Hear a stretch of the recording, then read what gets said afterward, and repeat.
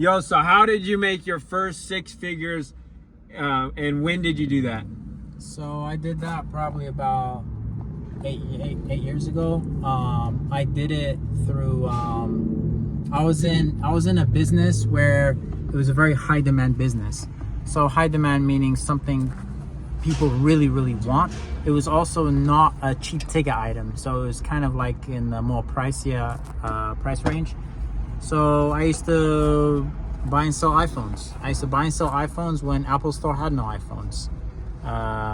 So I was in an industry which was very niche, very hard.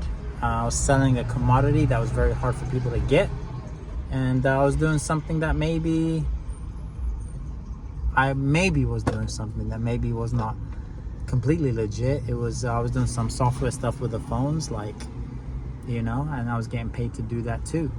So that's where I made my first 100,000. Okay, and would you agree that once you make your first 100,000, it's easier after that? And can you explain that?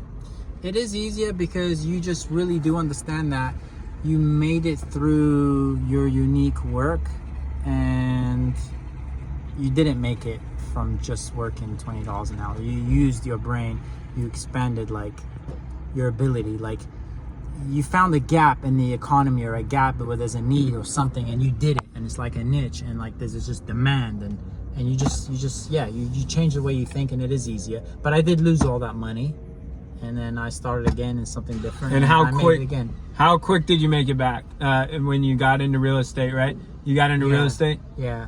How long did it take you to make your next 6 figures in, let's say, a year's time? It took me a couple of years. Couple of years to make 6? It took me a couple of years. I went through like 2 years of being broke, you know, just basic money like every normal Were you person. just lazy, or were you just not, or were you trying? Well, you can call it lazy, but it's not always lazy. Like, you go through a thinking process in life.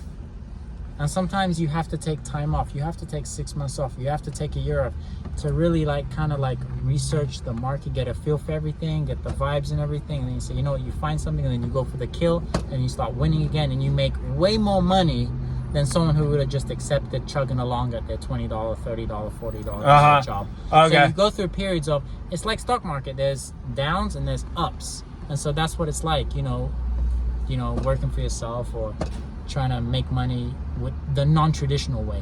But once you start this path of making money the non-traditional way, it's the only way to become a multi-millionaire. As long as you stay with the traditional way, you're limited. You're limited in what you can make and what you can do, because you're accepting your fate.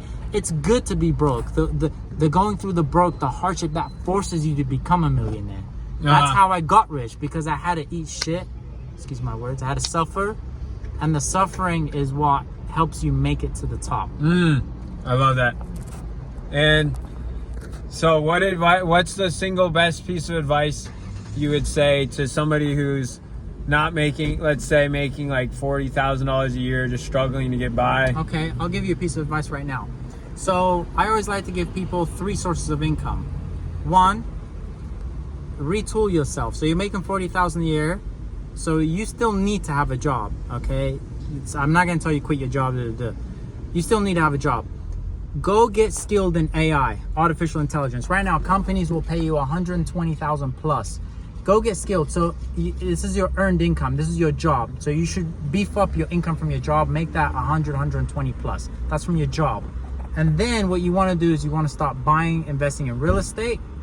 And then you want to real estate as asset money. As assets increase, you'll be making money. Tenants will be paying down your loans. In addition to that, those real estate investments, your tax bill on $120,000 income, your taxes, I have ways where you can reduce them close to zero. You'll pay zero in taxes. So just because you bought real estate, not only are you making money there, but the real estate is making you money, saving you money in your taxes on your income. So it's kind of like you're making money both sides now. And on top of that, you want to join a fund where you have an investment fund, a group, a team, where we invest in apartment complexes and things like that generate more money, more assets, more income. Appreciate it. God bless. Thank you so much for watching. Subscribe, hit that notifications bell for more videos, and God bless.